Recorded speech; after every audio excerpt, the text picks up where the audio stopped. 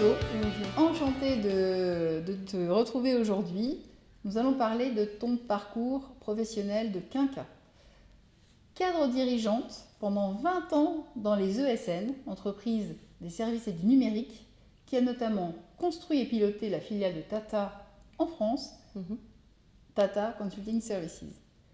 Et ensuite, à l'âge de la cinquantaine, tu décides de créer ton entreprise orientée conduite du changement avec une méthode très novatrice qui s'appelle l'Appreciative Inquiry et qui fait travailler l'intelligence collective dans une logique de psychologie positive.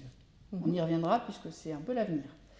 Et enfin, Cathy, là, le challenge ne te suffisait pas. Tu décides d'intégrer une direction opérationnelle pour piloter des programmes stratégiques dans le domaine du digital et des services, et notamment dans le secteur de la santé. Quel est le fil conducteur de cette carrière, Cathy? C'est ce que j'aimerais entendre de toi aujourd'hui. Et comment tu gardes cette motivation? Le fil conducteur, c'est deux choses. Relever des challenges, voilà, m'amuser, relever des challenges, produire des résultats et travailler en équipe. J'aime les gens, j'aime travailler en équipe, j'aime soutenir des équipes et mener des équipes vers la réussite. Ça, c'est vraiment la clé. Et d'ailleurs, l'accompagnement au changement m'a fait prendre conscience que j'aimais faire ça en étant au service aussi de la réussite d'une équipe, pas forcément dans mon organisation. Voilà. Toutefois, le retour à la direction opérationnelle, clairement, me fait revibrer à nouveau avec ces motivations-là, la notion d'équipe et de résultats, de challenge à relever. Oui. Et en même temps délivrer, voilà, parce que ça c'est aussi quelque chose qui me motive énormément. Ça ne m'étonne pas de toi. Cathy, est-ce que tu peux nous en dire plus sur les réseaux? Tu fais jouer ton réseau pour décrocher ce beau poste à la cinquantaine.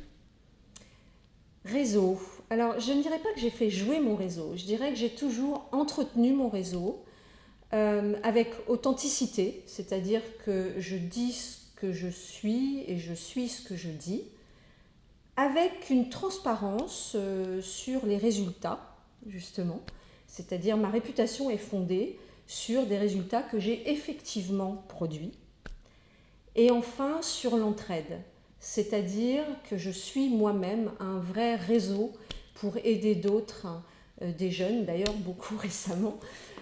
Voilà, je crois que mon réseau fonctionne et j'ai pu rebondir grâce à ces trois éléments-là, en fait. Ouais, c'est très intéressant. En fait, le réseau, c'est donner, donner, donner, et à un moment, on reçoit, par magie ou pas, et là, c'est le cas de ce beau poste.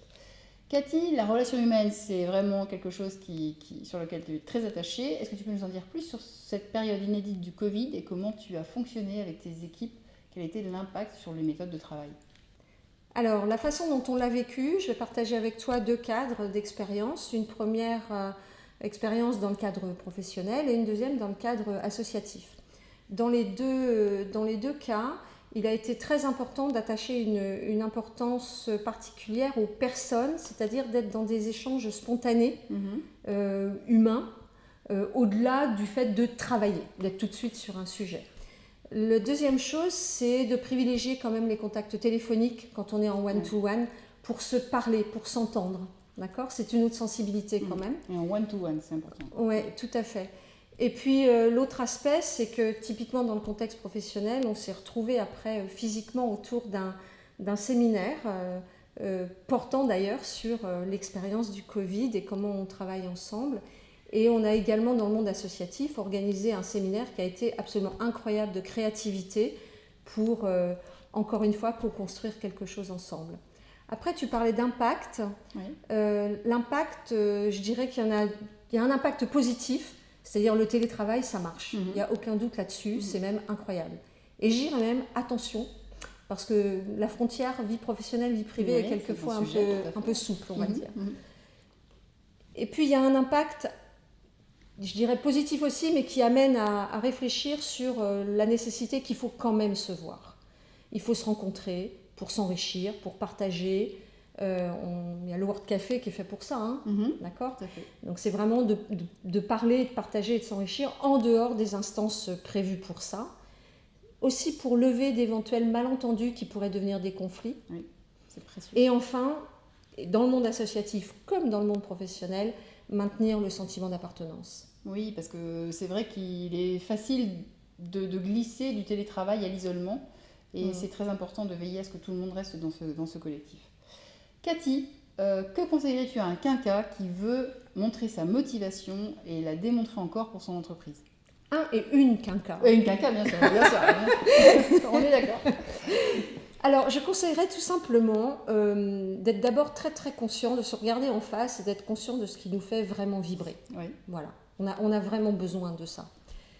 Ensuite, de ce qu'on peut apporter et de le partager avec authenticité, parce que là, il faut vraiment avoir conscience qu'on vient nous chercher, non pas pour notre potentiel, même si on en a malgré encore tout, un peu, oui, je pense qu'il y en a encore beaucoup. Oui. Non pas pour notre potentiel, mais pour qu'on sait faire.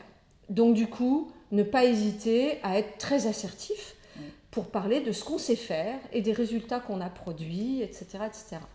Et tout ça, eh bien, sans concession et avec une belle énergie.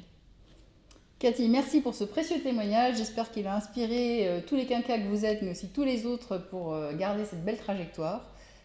On te retrouvera bientôt sur une autre thématique. Et en attendant, si vous avez aimé cette vidéo, n'hésitez pas à la liker, à la partager. Merci Lise.